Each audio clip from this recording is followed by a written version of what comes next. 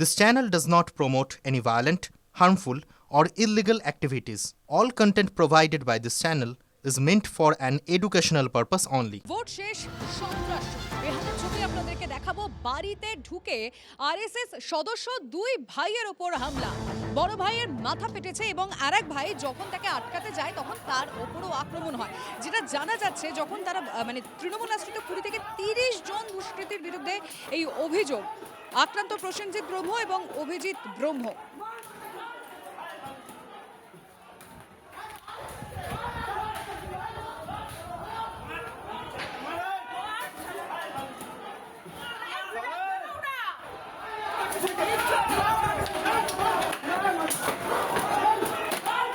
ভয়ঙ্কর ছবি ভাইরাল হয়েছে, এই ভিডিও আপনাদের সামনে আমরা রাখলাম, কিন্তু কোনো ব্যবস্থা কি নেওয়া হয়েছে? এই যারা এইভাবে বাড়িতে ঢুকে দুজনের ওপর হামলা চালানো, সেটাই জানবো আমাদের রিপোর্টার সৌভিকের কাছ থেকে। সৌভিক, দেখো, এই মুহূর্তে আমি সেই ঘটনাস্থলেই রয়েছি। তোমাকে জানিয়ে রাখি, গতকাল ভোট হওয়ার পরেই কিন্তু এই হিংসার ঘটনা ঘটে বেহালা পর্ণশ্রীতে। আমি একবার দেখাবো যে রাস্তার উপর মূলত এই দুই ভাই অর্থাৎ অভিজিৎ এবং প্রসেনজিৎকে মারধর করা হয়। এই রাস্তার উপরেই কিন্তু প্রায় 20 থেকে 25 জন তৃণমূল সমর্থক তারা কিন্তু আসে, যেমনটা অভিজিতের মায়ের বক্তব্য, এবং তারপরে কিন্তু তাদেরকে বেধড়কভাবে মারধর করা হয়। তুমি দেখতে পাচ্ছ এই মুহূর্তে পুলিশ মোতায়েন রয়েছে, এবং গতকাল ঠিক ভোটের পরেই কিন্তু এই হিংসার ঘটনা ঘটে এবং দুপক্ষের মধ্যে মারপিট। তার মধ্যে আরএসএসের এই দুই ভাই যারা সক্রিয়ভাবে আরএসএস করতো, এদেরকে কিন্তু বেধড়ক মারধর করা হয়। এই মুহূর্তে কিন্তু আমরা তার বাড়ির সামনে রয়েছে। আমি একবার কথা বলে নেওয়ার চেষ্টা করব তার মায়ের সঙ্গে।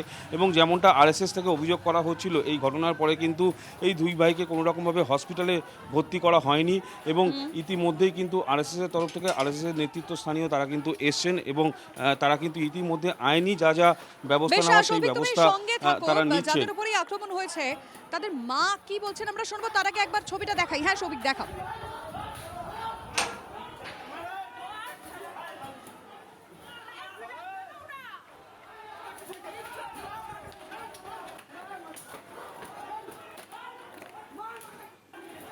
সৌভিক, হ্যাঁ,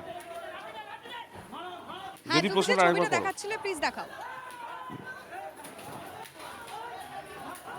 হ্যাঁ, দেখো, এই মুহূর্তে আমি কিন্তু তার বাড়িতে রয়েছি। বিশ্বজিৎ এবং মাফ করবে প্রসেনজিৎ এবং অভিজিতের যে মা, সেই মায়ের সঙ্গে কথা বলতে এসেছি। তারা কিন্তু ভয়তে, তুমি দেখতে পাচ্ছ যে ঘড়ির দরজা সবসময় খোলা থাকে, আতঙ্কে কিন্তু তারা তালা বন্ধ করে রেখেছে। তার মা যেমনটা জানাচ্ছিল, গতকালকে যে দৃশ্য, অর্থাৎ এতজন মিলে তার দুই ছেলের উপর আক্রমণ করে, এবং তারপরে কিন্তু অত্যন্ত, আপনি যদি একটুখানি সামনে আসেন কাকিমা, একটু আসুন। গতকালকের একটু দরজাটা খোলা যাবে?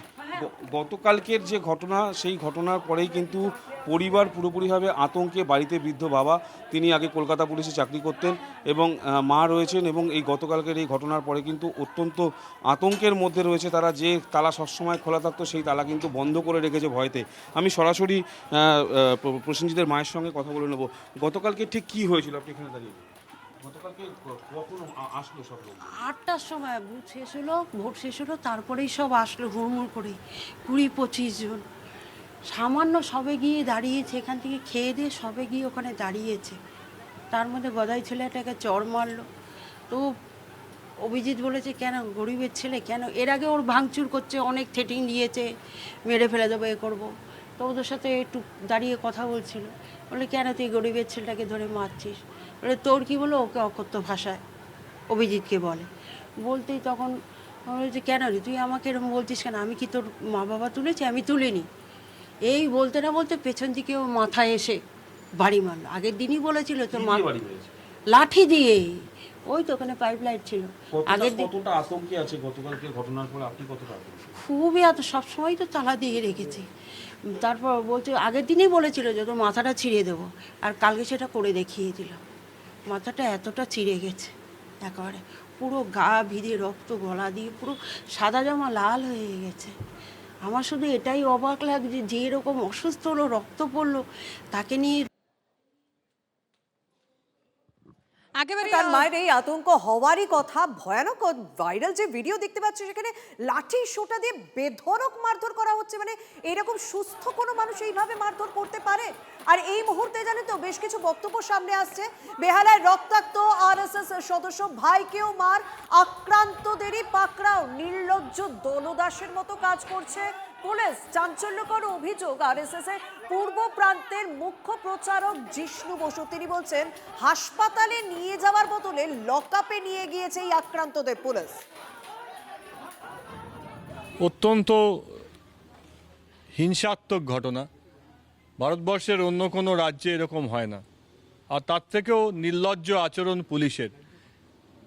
যাদের বাড়িতে এসে আক্রমণ করলো, এতজন লোক তার মাথা থেতলে দিল, আর তাদেরকেই এই রক্ত ঝরঝর করে পড়ছে সেই ছেলেটিকে নিয়ে গিয়ে সারা রাত লকআপে রেখেছে, তারা হাসপাতালে ভর্তি করেনি।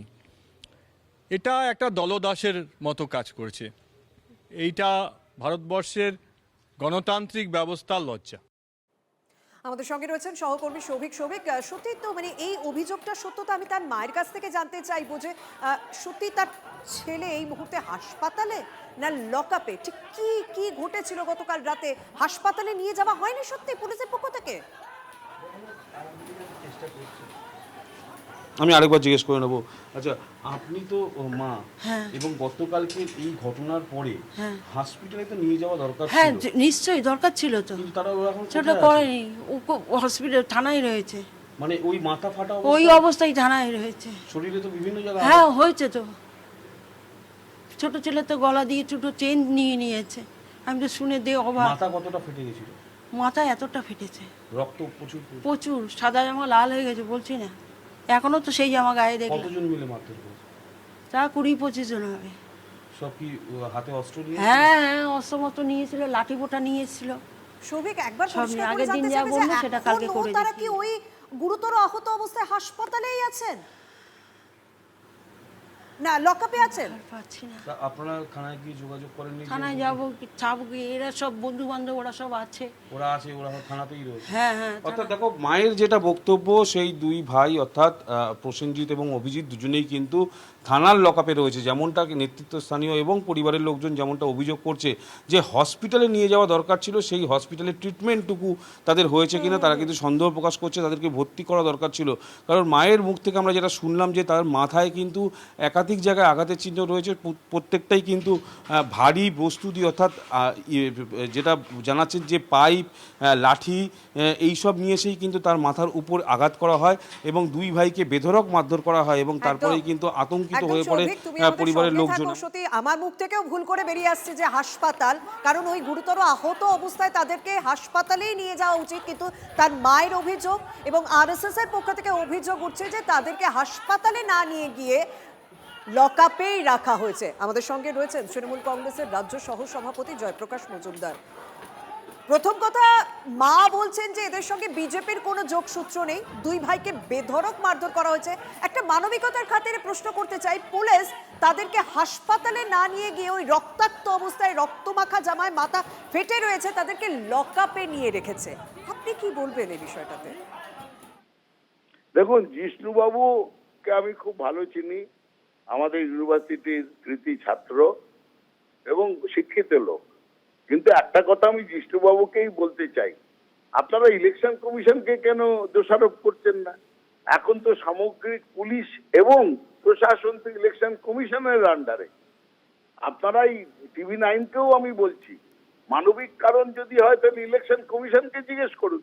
পুলিশ কি করবে না করবে কে ঠিক করে দিচ্ছে? আপনার কাছে প্রশ্ন করছি, কারণ গোটা ঘটনাটাই কিন্তু তৃণমূল আশ্রিত 20 থেকে 30 জন দুষ্কৃতী জড়িয়ে রয়েছেন। না, কেন বলছেন এই কথা? আপনারা চিনলেন কি করে? তৃণমূল আশ্রিত অভিযোগ, আমি বলছি তো অভিযোগ। হ্যাঁ, না অভিযোগ, তাহলে বলুন অভিযোগ। সেই আপনি কথাটা তো উল্লেখ এমনভাবে করেছি। বলবেন স্টেটমেন্ট না, এটা অভিযোগ, ঠিক অভিযোগ। এবার আমি বলছি, তাহলে সব থেকে বড় অভিযোগ হওয়া উচিত প্রধানমন্ত্রী এবং স্বরাষ্ট্রমন্ত্রীর বিরুদ্ধে। তারা নির্বাচনের সময় কি বলেছেন? তৃণমূলের সমর্থকদের উল্টাকে লটকাকে বিচার করুঙ্গা, মানে কি? একটা হিন্দি সিনেমার সমাজ বিরোধীদের ডায়লগ। আজকে কে উল্টাকে লটকাকে তারা বিচার করে বলুন তো? বেশ, ভারতবর্ষে বিচার হয়, আইনের বিচার হয়। আজকে যেটা অমিত শাহ শুরু করেছেন, সেই খেলা কিন্তু শেষ হবে। তারপরে কিন্তু এই রকম আমরা চাই না, বেশ, অনেক ধন্যবাদ, এখনো অনেক সময় ধন্যবাদ। আছে।